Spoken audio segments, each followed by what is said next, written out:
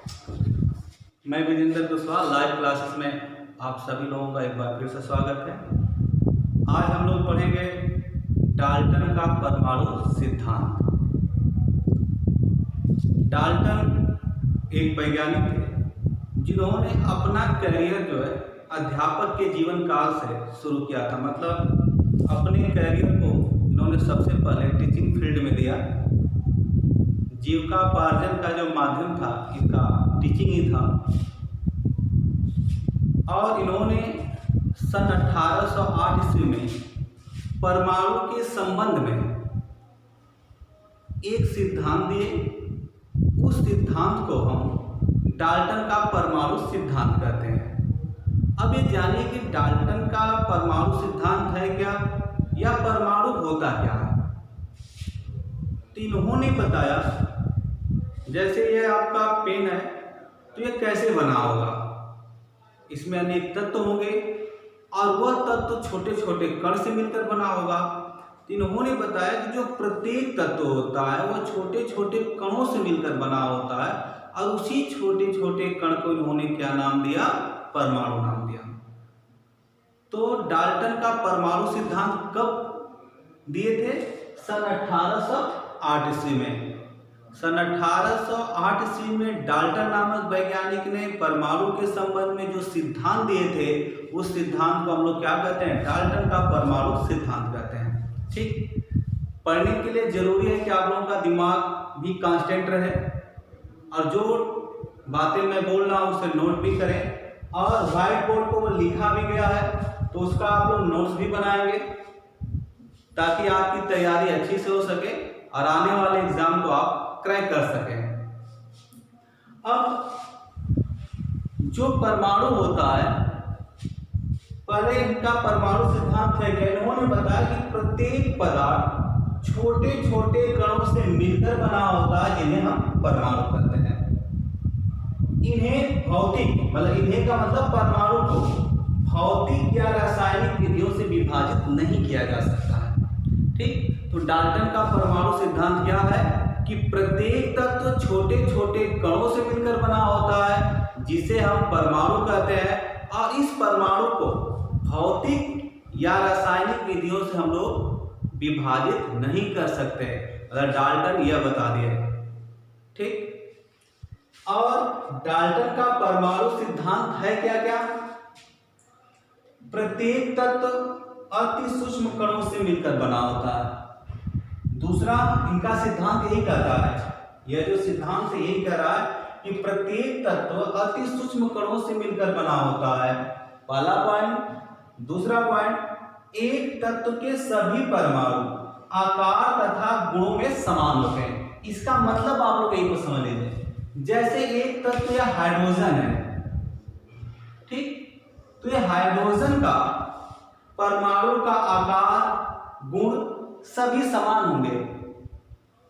दूसरा पॉइंट कह रहा है कि परमाणु अविनाशी होते हैं। मतलब परमाणु को न तो हम उत्पन्न कर सकते हैं और न नष्ट कर सकते हैं। ठीक ना, इसीलिए परमाणु को क्या कहा गया? अविनाशी कहा गया। तो अपने परमाणु क्या होता है? अविनाशी, मतलब जिसको हम न उत्पन्न कर सके न नष्ट कर सके। जो रासायनिक अभिक्रिया में, अगला पॉइंट, रासायनिक अभिक्रिया में भाग लेने वाला जो सबसे छोटी इकाई होती है वह क्या होता है? परमाणु होता है। यह अक्सर किसने बताया था? डाल्टन ने। तत्वों के परमाणु आपस में संयोग करके संयुक्त परमाणु बनाते हैं। जैसे आपका हाइड्रोजन है और हाइड्रोजन है, यह मिलेंगे तो क्या बनाया? H2। लेकिन इन्होंने इसे संयुक्त परमाणु कहा गया था। लेकिन आज के समय में आधुनिक सिद्धांत ये बताता क्या है? अणु है। कंफर्म है ना? जिसको इन्होंने आज संयुक्त परमाणु कहा था, आज हम उसे क्या कहते हैं? अणु कहते हैं। तो चूंकि ये इनकी कमी थी, आगे हम पढ़ेंगे। अब